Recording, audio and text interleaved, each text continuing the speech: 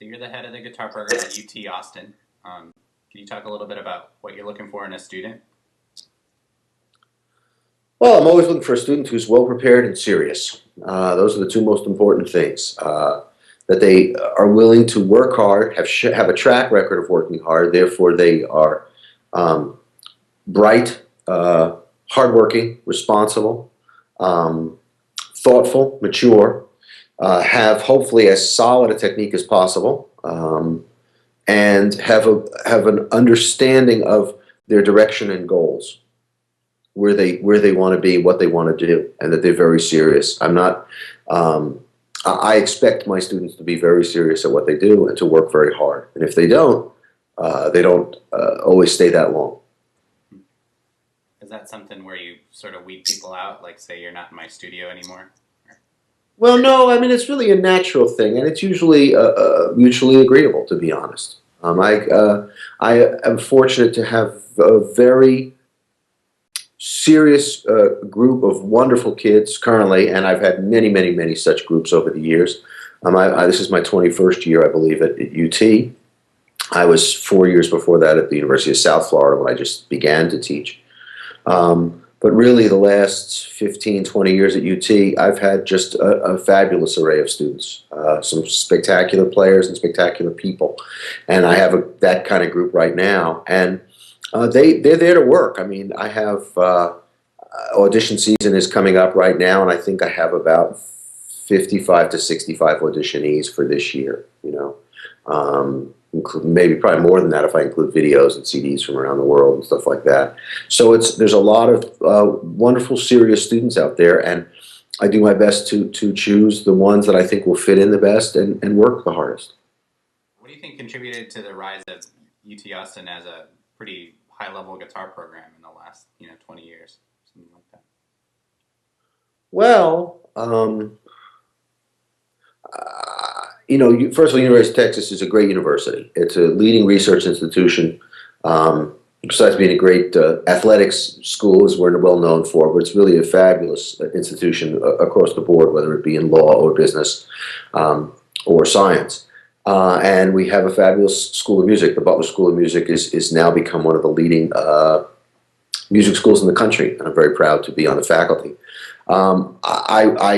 Not to be humble, but not to be overly modest or immodest, maybe, probably immodest, but as far as the guitar program, that's been my work.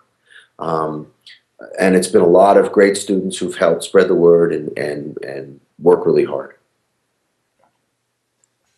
Can you talk a little bit about what guitar and strings you use and why? Well, I'm a Diodario endorsee, and I have been for many, many years. I think I started with Diodario in 1983, so I'll let you do the math on that one. It's been a long time, and they're a great company.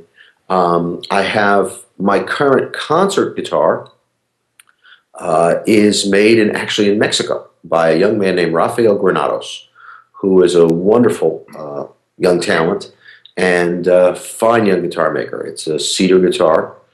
I for many, many years played Thomas Humphrey's guitars in concert and still own two magnificent instruments of the greatest American guitar maker, as I like to consider him, when he was alive. I have a wonderful new guitar by Stephen Connor from Boston. Stephen's made me a few guitars over the years, and the one I own I purchased last year. And it's actually a beautiful one. It's maple and cedar, and it's a spectacular looking guitar and has a beautiful sound. And very, very fun to play. And I met Stephen first through Thomas Humphrey many years ago. Thomas and I were very close friends, and Stephen, I don't know if you could call him a true apprentice, but he knew Tom when he was very young and when he was learning to build, and I think Tom was very supportive of his building and helped him out a lot.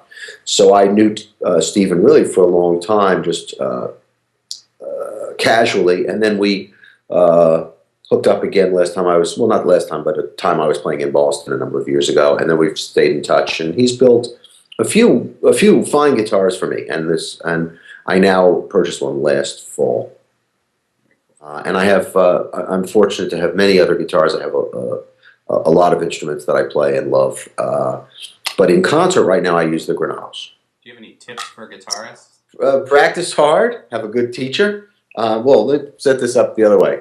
Have a good teacher, do what he or she says, and practice really hard. And have tremendous patience. Be ready for a lot of rejection. Know that rejection makes you stronger.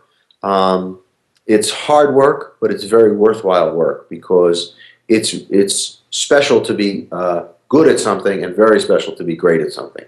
And being getting to make music is a very special and wonderful thing. Do you have any upcoming projects or collaborations that you're working on?